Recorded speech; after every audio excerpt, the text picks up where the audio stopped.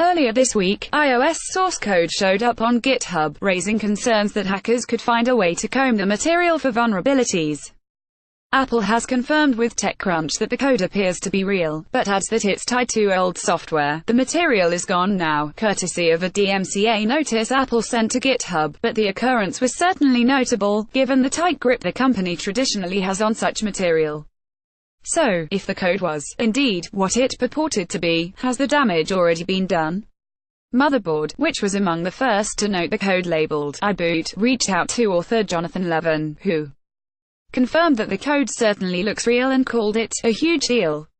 While the available code appears to be pretty small, it could certainly offer some unique insight into how Apple works its magic. Old source code from 3 years ago appears to have been leaked, the company said in a statement provided to TechCrunch, but by design the security of our products doesn't depend on the secrecy of our source code. There are many layers of hardware and software protections built into our products, and we always encourage customers to update to the newest software releases to benefit from the latest protections. Much of the security concern is mitigated by the fact that it appears to be tied to iOS 9, a version of the operating system released 3.5 years ago.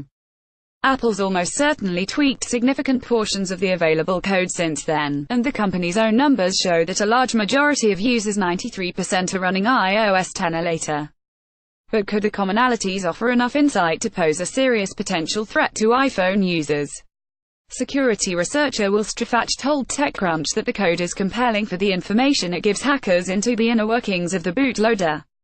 He added that Apple's probably not thrilled with the leak due to intellectual property concerns. See the DMCA request referenced above, but this information ultimately won't have much if any impact on iPhone owners.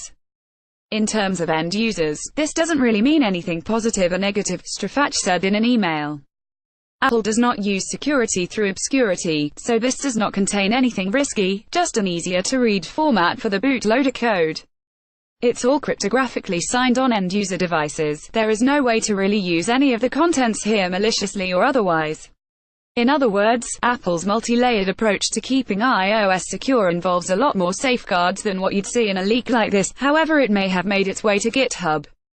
Of course, as Strafach correctly points out, the company's still probably not thrilled about the optics around having had this information in the wild, if only for a short while.